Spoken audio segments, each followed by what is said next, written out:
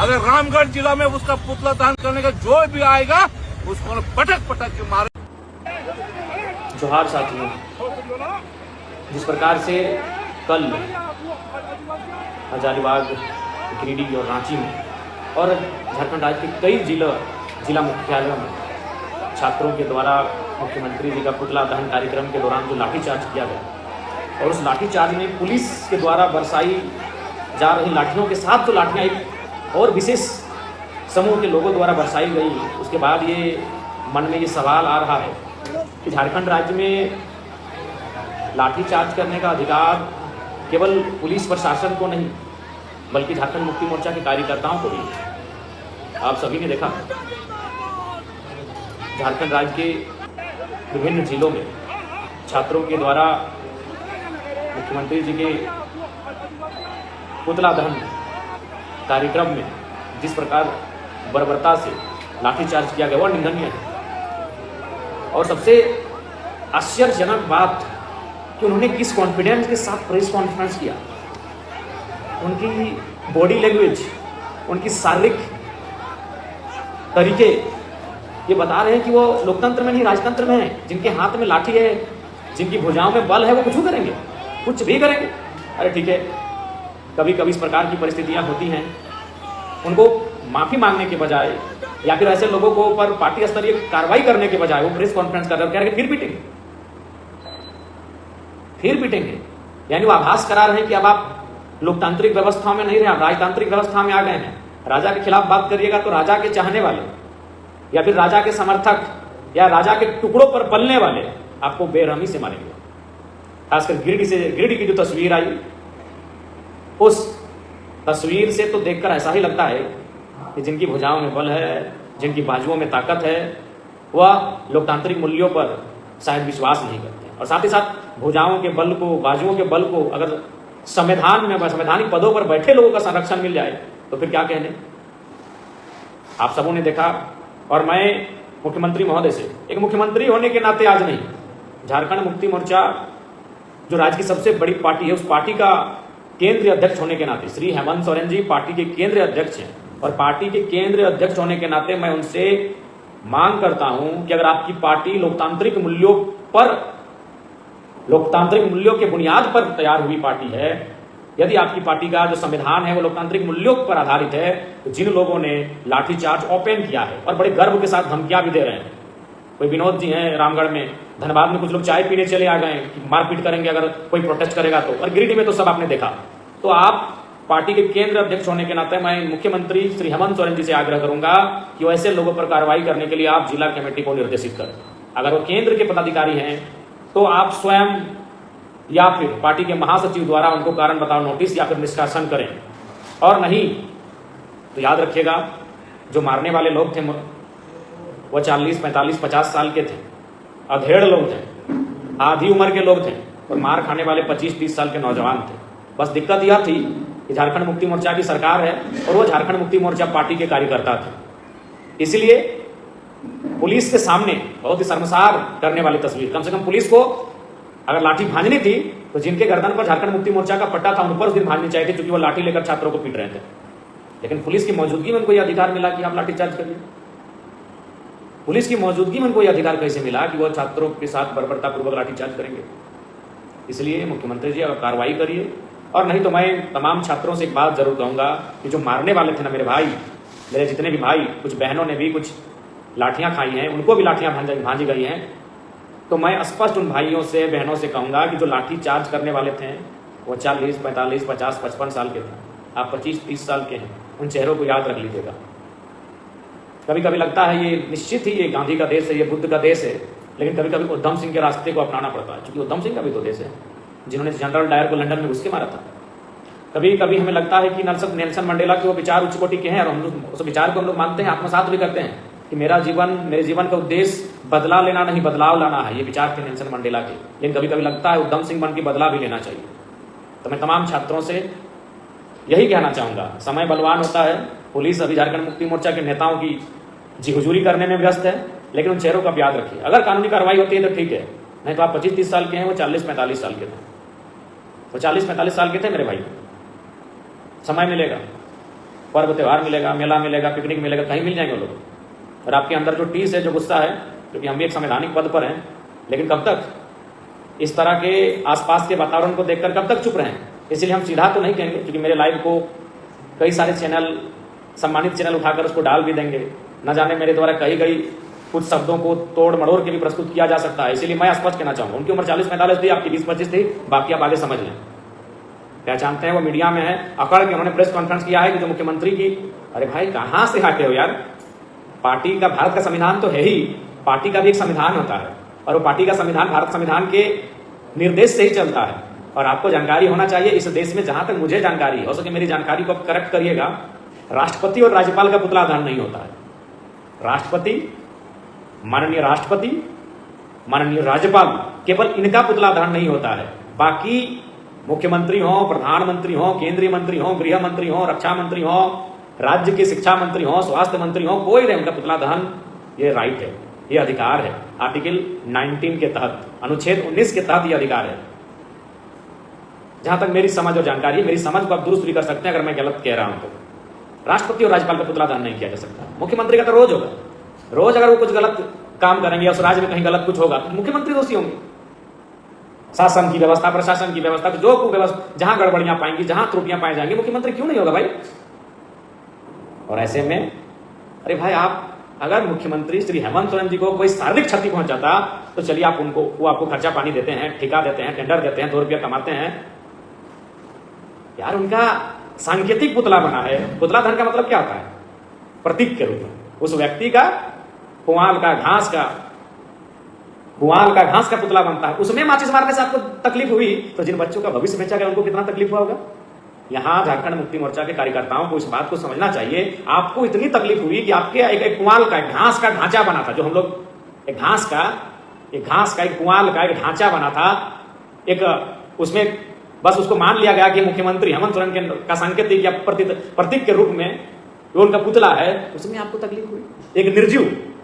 एक निर्जीव पुतला निर्जीव होता है, बस उसको हम किसी का नाम दे देते हैं, या किसी का एक निर्जीव पुतला जो घास का और पुआल का बना होता है, उसको आग लगाने से आपको इतनी तकलीफ हुई। तो जिन बच्चों के जिंदगी में आग लग गई हो, जिन्होंने 10 साल 15 साल तैयारी की हो, जिन्होंने अपना पाई जुगाड़ करके तैयारी की हो और उनके परीक्षा को बेच दिया गया हो 50 लाख 60 लाख में, उनको कितना तकलीफ हुआ होगा? ये मैं झारखंड मुक्ति मोर्चा के उन कार्यकर्ताओं और नेताओं से कहना चाहूंगा जो बड़े अभिमान के साथ प्रेस कॉन्फ्रेंस कैसे की। अरे अगर मार भी दिया, आपने मारपीट कर भी दिया तो आपको भागना चाहिए था, क्योंकि लोकतांत्रिक देश है। आपको भागना चाहिए था, आपको मुंह छुपाना चाहिए था कि आपने असंवैधानिक काम किया है। हां, अपशब्द, गाली, कुछ ऐसे शब्द कहना निसंदेह गलत हैं। आप जिला अध्यक्ष, झारखंड मुक्ति मोर्चा का जिला अध्यक्ष, अपने लेटर पैड में थाना प्रभारी को लिख के देता कि फलाना नाम का व्यक्ति हमारे मुख्यमंत्री के खिलाफ अपशब्दों का प्रयोग किया है, इस पर कार्रवाई करें। संलग्न में उसका व्हाट्सएप आईडी, संलग्न में उसका इंस्टा आईडी, संलग्न में वह वीडियो फुटेज, उस वीडियो फुटेज, उसका लिंक, यह हो सकता है। निसंदेह कुछ शब्द ऐसे हैं जो अमर्यादित हैं, असंवैधानिक हैं, अव्यवहारिक हैं, अनैतिक हैं, उन पर निश्चित कार्रवाई होती है। लेकिन कब होती है? जब आप लिख कर देंगे। आप गिरिडीह जिला के अध्यक्ष अपने लेटर पैड में लिख के देते, आप पुलिस से कहते हैं, स्वयं फुटेज बनाते हैं। अगर आपको लगा कि छात्र कुछ ऐसा व्यवहार कर रहे थे जो आपत्तिजनक है, कुछ ऐसे नारे लगा रहे थे जो आपत्तिजनक थे, जो किसी की मर्यादा को, किसी की मान सम्मान को ठेस पहुंचा रहे थे, आप लिख के देते, आप अपने लेटर पैड में लिख के देते। आपकी सरकार है, 5 मिनट में कार्रवाई होती, तो फिर थाना और पुलिस क्यों बना है? तो चलिए फिर वही हो जाने दीजिए, कर दीजिए घोषणा कि 10 अगर से 10 आपकी तरफ से। चलिए पहले नीति और प्रोटेस्ट बाद में होगा, पहले कुश्ती ही कर ली जाए। बहुत ही दुर्भाग्यपूर्ण है। आपको याद होगा, मैं आपको एक जानकारी देना चाहता हूं, जब आदरणीय दिशम गुरु जी का निधन हुआ था, उस समय प्रधानमंत्री नरेंद्र मोदी जी आए थे दिल्ली अस्पताल में उनको पुष्पांजलि अर्पित करने के लिए। उस समय मुख्यमंत्री हेमंत सोरेन जी, प्रधानमंत्री नरेंद्र मोदी जी और साथ में मुख्यमंत्री जी की अर्धांगिनी जो गांधी की विधायक है, उनकी तीनों की तस्वीर थी। उस तस्वीर को किसी ने एआई से एडिट करके उनको डांसिंग मूड में बदल दिया था। यही हमारे तो चाची थाना में एफआईआर किया गया झारखंड मुक्ति मोर्चा के नेता के द्वारा, और उस नौजवान को जेल में डाल दिया गया। बस उसने एआई से एडिट कर दिया था उस तस्वीर को, जिसमें प्रधानमंत्री जी दिसम गुरु को श्रद्धांजलि देकर हेमंत सोरेन जी और कल्पना सोरेन जी के बगल में खड़े थे। उन 3 लोगों की तस्वीर थी। उन 3 लोगों की तस्वीर को एक लड़के ने, कोचाची प्रखंड के एक लड़के ने एडिट करके उसको डांसिंग, आपत्तिजनक नहीं था, केवल उनको डांस करवा दिया था। हेमंत सोरेन जी को, प्रधानमंत्री नरेंद्र मोदी जी को और हेमंत सोरेन जी की अर्धांगिनी को केवल डांस करवा दिया था। झारखंड मुक्ति मोर्चा के एक नेता ने एफआईआर किया तो चांची थाना में और उस लड़के को जेल भर दिया गया। चलिए इसका हम लोग विरोध नहीं करेंगे भाई। चलिए प्रधानमंत्री के साथ उसने आपत्तिजनक एडिटिंग किया था, मुख्यमंत्री के साथ आपत्तिजनक एडिटिंग किया था, उनकी अर्धांगिनी के साथ आपत्तिजनक एडिटिंग किया था, लेकिन कार्रवाई हुई, थाना में गए। तो ठीक उसी प्रकार कल आप पे लाठियां भांजी कैसे? जो सरकार आपकी है आप लिख के दीजिए अपने लेटर पैड में, आप वो तमाम सोर्स कलेक्ट करके दीजिए कि इन सोर्स के आधार पर हमें यह लग रहा है कि यह मुख्यमंत्री की अवहेलना है, अवमानना है। इसलिए अब मैं स्पष्ट कहना चाहूंगा छात्रों को, वीडियो में साफ साफ है, अगर कानूनी कार्रवाई होती ठीक है तो हम भी संवैधानिक पद पर है, ज्यादा इशारा करेंगे नहीं, समझिएगा। और एक बात कहेंगे मैं अपने भाइयों से कि जिंदगी में 4 दोस्त ऐसे जरूर बनाना। मैं तमाम साथियों से कहूंगा कि जिंदगी में 4 दोस्त ऐसे जरूर बनाना जो भले तुम्हारे साथ मूवी देखने ना जाए, जो भले तुम्हारे साथ मैच खेलने ना जाए, जो भले तुम्हारे साथ लॉन्ग ड्राइव पर ना जाए, जो भले तुम्हारे साथ पिकनिक पर ना जाए, जो भले तुम्हारे साथ टूर पर ना जाए, लेकिन अगर तुम्हारे मुंह से उफ तक निकल गई, अगर तुम्हारे मुंह से उफ और आह निकल गई, और अगर तुम सही हो और जिसके कारण तुम्हारे मुंह से उफ और आह निकली है उसकी धज्जियां उड़ा दे, एक दोस्त ऐसा जरूर बनाना। 4 दोस्त ऐसे जरूर बनाना जो तुम्हारी तकलीफ में, जिसके कारण तुम्हें तकलीफ हो उसका मुकाबला कर। 4 दोस्त जरूर ऐसे बनाना। बाकी बोतल खोलने वाले, बोतल के ढक्कन खोलने वाले दोस्त आपने सैकड़ों बनाए होंगे। नई अपाची R15 के गाड़ी में बैठने को ऑफर करेंगे तो ऐसे दोस्त भी आपने सैकड़ों बनाए होंगे। मूवी के लिए ऑफर करने वाले भी दोस्त आपने सैकड़ों बनाए होंगे।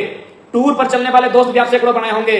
लेकिन 2, 4, 5, 10 दोस्त ऐसे जरूर बनाना अगर तुम्हारी मुंह से अगर उप आ जाए और तुम सही हो। तो मैं भी कहूंगा अगर दोस्त गलत क्यों ना हो, गलत चीज करने, अगर तुम सही हो और तुम्हारे साथ किसी ने गलत किया है तो गलत करने वाले को छोड़ दे। मुझे बहुत अफसोस लगा गिरिडीह की घटना, खासकर मैंने जो देखा, और तमाम क्षेत्रों की जो घटना, गर्दन में झारखंड मुक्ति मोर्चा का पट्टा और पुलिस की मौजूदगी में जो छात्रों को पीटा गया, बड़ा अफसोसजनक है। अगर कार्रवाई करती है तो ठीक है, अगर कार्रवाई करती है तो ठीक है, नहीं तो मैं तमाम भाइयों से कहूंगा, पहचानते हैं 40, 50, 60 साल उनकी उम्र है यार, तुम 25, 30 साल के हो। बेरसा षड्यंत्र तो रचा ही जाएगा, बहुत बड़ा षड्यंत्र रचा जाएगा। अरे बरवाडा थाना का मैटर आप बोल रहे हैं, हम जान रहे हैं, पूरा षड्यंत्र रचा जाएगा। झारखंड में बागी विधायक जयराम महतो हैं, विधायक बनने के बाद भी हम पर कई एफआईआर किए गए और तथ्यहीन, जिसमें कोई तथ्य नहीं। बरवाडा की बात कर रहे हैं विधानसभा में, आपको बता दूं कोई मामला नहीं है। उसमें एक व्यक्ति जिस पर यह आरोप था कि उसने किसी जनप्रतिनिधि का मोहर फर्जी बनाया था, मुझे उस बात की भी कोई जानकारी नहीं थी। उस व्यक्ति को प्रशासन ने मारपीट किया और मारा ने, उसकी अंगुली तोड़ दिया है, उसके बॉडी से खून बहा है। तो हमको फोन किया कि ऐसा ऐसा बात है, तो हमने प्रशासन से बात किया कि भाई क्या बात है, क्यों आप ऐसा किए, आप कार्रवाई करिए। उसके बाद फिर फोन आया कि आपके फोन करने के बाद मारा गया। फिर हम बोले भाई तब तो गलत है। फिर हम थाना गए और हम बस एक ही सवाल पूछे कि क्या मेरे फोन करने के बाद आप फिर उसको पीटे हैं, और कोई मामला नहीं था। उसी में खुद वहां थाना के लोग दूसरे पक्ष को बुला दिए जिन्होंने एफआईआर किया था, तो उनसे हमें कोई आपत्ति नहीं। भाई आपने एफआईआर किया है, उस एफआईआर के आलोक में अगर यह व्यक्ति दोषी है तो उस पर कार्रवाई करिए। और मैंने भी कहा कि अगर ये सर्टिफिकेट अगर मोहर फर्जी बनाया है तो निश्चित कार्रवाई करिए। लेकिन और तमाम वहां भी आप जाके देखिए, वीडियो फुटेज स्पष्ट है, वहां 3-4 न्यूट्रल पत्रकार थे, उनसे भी पूछ लीजिए। मैंने एक ही लाइन कहा था कि मेरे फोन करने के बाद आपने मारपीट किया है क्या, और यह बोलकर कि पैर भी करवाते हैं, यह बोलकर बस मैंने इतना ही कहा था। इसलिए विधायक हम जानते हैं अभी प्रशासन हो, शासन हो, सब लोगों की नजर में खटकते हैं, क्योंकि हम एक बागी विधायक हैं।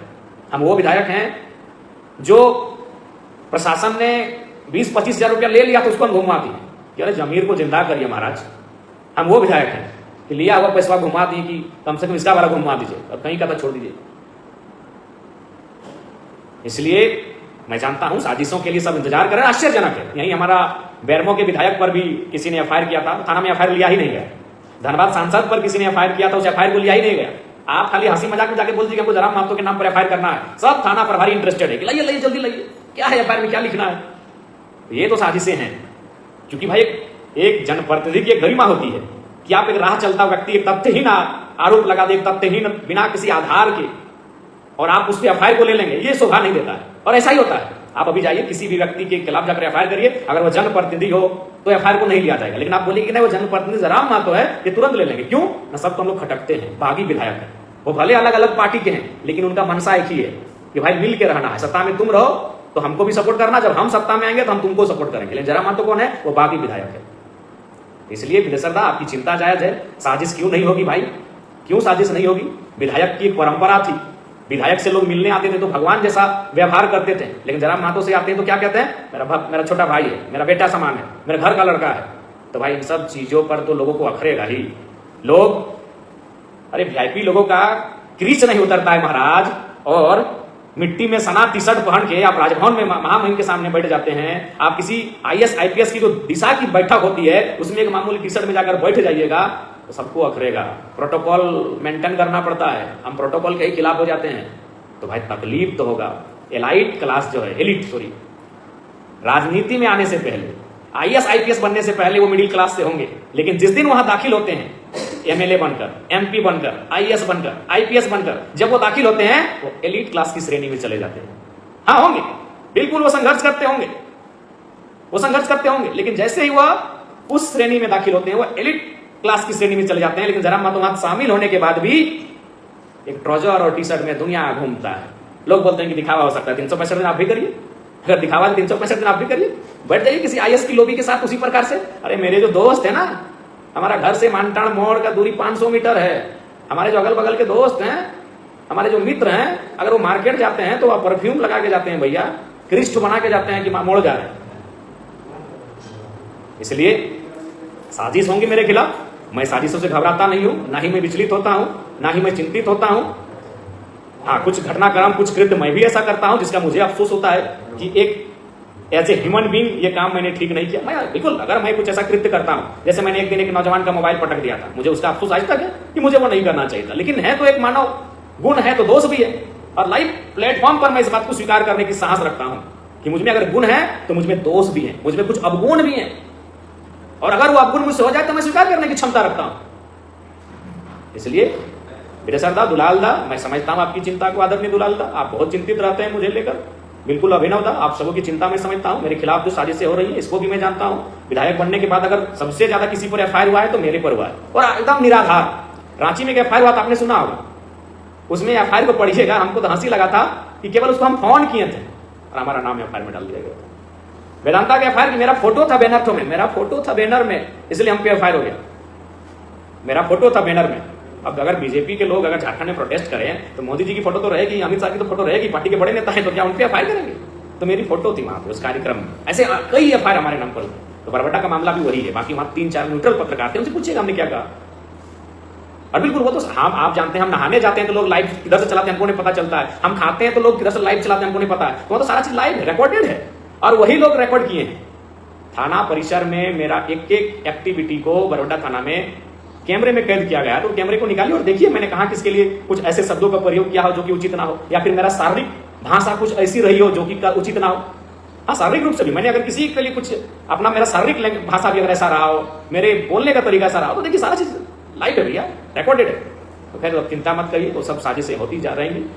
अभी फिलहाल स्पष्ट कहना चाहेंगे कि जो झारखंड मुक्ति मोर्चा के नेताओं के द्वारा जो लाठीचार्ज किया गया बिल्कुल निंदनीय है, और मुख्यमंत्री जी पार्टी के केंद्र अध्यक्ष होने के नाते आपसे आग्रह होगा कि आप उन पर कार्रवाई करिए, आप उन पर कार्रवाई करिए, और नहीं तो मैं छात्रों से स्पष्ट कहूंगा मेरे भाइयों, पहचान के रखिए। पवनदा, बिल्कुल पवनदा आप तो है ही पवनदा, हम आपसे क्या बताएं महाराज, कुछ मैंने ऐसा वहां बोला जा रहा है जो हम सपने में भी नहीं बोल सकते हैं, सपने में भी। निर्भयदा जी, गोविंदा। तो इसलिए आज का हमारा जो कहना था कि जो भी छात्रों के साथ हुआ, जेएमएम के कार्यकर्ताओं का कोई राइट नहीं बनता है, कोई अधिकार नहीं बनता है उनके साथ लाठीचार्ज करने का। नो डाउट प्रशासन के साथ अगर तू में होती है, प्रशासन के साथ अगर टकराहट की स्थिति उत्पन्न होती है, तो मुझे लगता है आप प्रशासन को ऐसा एक्टिविटी कर सकते थे। नीतीश राजदा, आंदोलन की तैयारी फिर से शुरू हो चुकी है हमारे संगठन के साथी, खासकर देवेंद्र नाथ जी, चूंकि इस आंदोलन को, छात्र से संबंधित आंदोलन को हम लोग देवेंद्र जी को, उदय जी को, महेंद्र जी को, ऐसे साथियों को अगुवाई करने के लिए रखते हैं। तो देवेंद्र जी उसकी तैयारी कर रहे हैं, उदय मेहता जी तैयारी कर रहे हैं, महेंद्र जी तैयारी कर रहे हैं, पूजा जी तैयारी कर रहे हैं, बेबी जी तैयारी कर रहे हैं, मोती जी तैयारी कर रहे हैं। ऐसे कई साथी हैं जिनको उन आंदोलनों की तैयारी का जिम्मा दे दिया गया है। अरे भाई, हम लोग गर्दन का है दबा देंगे मुकेश दा, आपको लग रहा है तो उसका फोटो तो वीडियो होना चाहिए, तो ऐसा नहीं यार। आपको याद होगा पिछले और एक बार लगा दिया था कि हम उसको यार, तो ये आरोप अब नॉर्मल हो चुका है। और जहां तक तैयारी की सवाल है, प्रेम नायक जी हैं, कुश महतो जी हैं,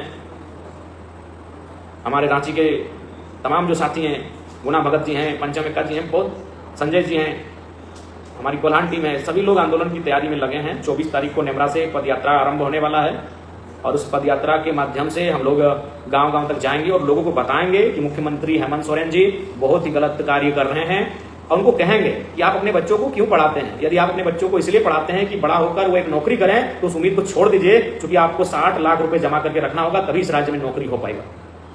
हम लोग गांव-गांव जाएंगे, हर एक चौक चौराहों में लोगों से संवाद करेंगे, एक तरह से पद यात्रा करेंगे, पूरे राज्य का भ्रमण करेंगे और राज्य के हर एक व्यक्ति तक ये मैसेज पहुंचाने का काम करेंगे कि इस राज्य जी अरुंदा कि यहाँ हेमंत जी कि यहाँ की सरकार छात्रों के साथ गलत कर रही है, आपके भविष्य को बेचने का काम किया जा रहा है। स्पष्ट कहना चाहूंगा। इसलिए आंदोलन की तैयारी हो चुकी है, आंदोलन की रूपरेखा भी देखिए। माइंस एंड मिनरल्स जो विधेयक आया है, संशोधन, उस पर हमने स्पष्ट कह दिया है कि हम लोग उसमें राज्य के साथ खड़े हैं, बिल्कुल वो राज्य के लिए अहितकारी है। और मैं आपको स्पष्ट कहना चाहूंगा, उस बिल के विरोध में हमारा संगठन भी है, क्योंकि हमारा उद्देश्य, हमारा मकसद है झारखंड राज्य की खनिज संपदा पर झारखंड के लोगों का हक हुकूक हो, इनका अधिकार हो। प्रेमदा जोहार, जोहार सूरज। इसलिए देवनारायण दा, दरअसल मुद्दा यह है कि कुछ राजनीतिक दल, मैं नाम ना लेता हूं, आप समझ जाएंगे, उनकी जो मीटिंग होती है उस मीटिंग में उनको यही कहा जाता है, सबसे पहले उनका मोबाइल फोन ऑफ करवाया जाता है और एक डिब्बे में डाल दिया जाता है और उनको ये संदेश दिया जाता है कि जयराम महतो विधायक बने हैं सोशल मीडिया से, इसीलिए सोशल मीडिया में उनके खिलाफ रोज कम से कम 4-5 पोस्ट, अगर अच्छा भी काम करे उसमें नेगेटिविटी निकाल लो, उसको गलत तरीके से ले जाओ।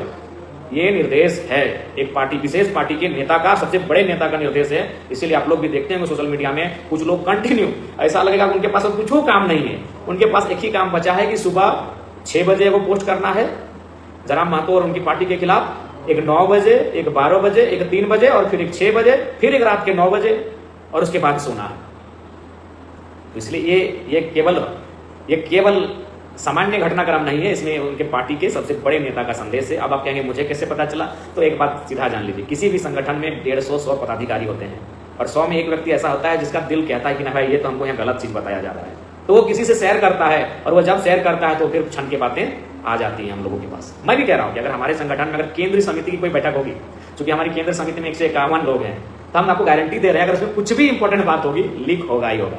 अगर कुछ ऐसा बात हुआ जो हम लोग कह देंगे इसको छुपा के रखना है, संभव ही नहीं है। 151 में 1, 2, 3, 4, 5, 10 घर ऐसे होंगे जो दूसरे राजनीतिक दलों को यह बात बता देंगे। तो ठीक उसी प्रकार उनकी भी पार्टी में कुछ लोग ऐसे हैं जो उनकी संगठन में क्या हुआ वो शेयर करते हैं और शेयर करने के क्रम में पता चला कि उनको स्पेशल टास्क दिया जाता है कि दिन में 3, 4, 5 पोस्ट कम से कम जयराम के खिलाफ लिखना है। ऐसा जो पढ़ने से जनता को बहुत ही खराब लगे, लेकिन जनता भी हमारी जान चुकी है कि उनका ये ड्यूटी है। इसलिए मैं मानता हूँ कि रोज उनका जो एक्टिविटी है देवनारायण दा, ये इसी पे आधारित है। आपकी चिंता बिल्कुल जायज है और बिल्कुल आगे के आंदोलन की तैयारी कर लें, क्योंकि आपने जो रंग रूप देखा वह कतई माने शोभनीय नहीं है। बताइए क्या होगा इस राज्य का? इस राज्य में शेष कुछ बचेगा भी? इस राज्य में कोयला तो लूटा, बालू तो लूटा, खनिज तो लूटा ही लूटा, जमीन तो लूटा ही लूटा, अब नौकरियां भी बेच दी जाएंगी। अरे आउटसोर्सिंग में तो नौकरियां बेच दी गई है, अब झारखंड सरकार भी नौकरियां बेच देगी आउटसोर्सिंग में। और हरियाणा के लोग 120 नंबर कोठा में ला रहे हैं, 150 बहाली राजस्थान का हुआ था तो मालूम है। तो इसलिए आप निश्चिंत हो जाइए, जो छात्रों का प्रोटेस्ट चल रहा है, जो उनकी चिंताएं हैं बिल्कुल जायज हैं। कुछ फीसदी अभ्यर्थी हैं जो इनोसेंट हैं, ऑनेस्ट हैं, एक्चुअल हैं, रियल हैं, लेकिन एक बहुत बड़ी संख्या उनकी है जिन्होंने सीटों को खरीदा है, जो नेपाल में थे परीक्षा लिखने के लिए, जो बोकारो में बैठे थे, बोकारो में बैठे थे परीक्षा लिखने के लिए। इसलिए आंदोलन जारी रहेगा, नए सिरे से हम लोग आंदोलन को रणनीति तैयार करेंगे। मैं आपको स्पष्ट कहना चाहूंगा, और आंदोलन जब भी होता है, छात्रों की बात जब भी आती है, हमारा संगठन सबसे पहले आपके साथ आके खड़ा होता है। जी मंडल दादा आप सही बोल रहे हैं। जी राजीव दा 80-90 के दशक का आंदोलन निश्चित ही अगर जरूरत पड़े इस राज्य को, तो इस राज्य के नौजवान बिल्कुल भी पीछे नहीं हटेंगे। बाकी सभी को जोहार, जय झारखंड, जोहार झारखंड।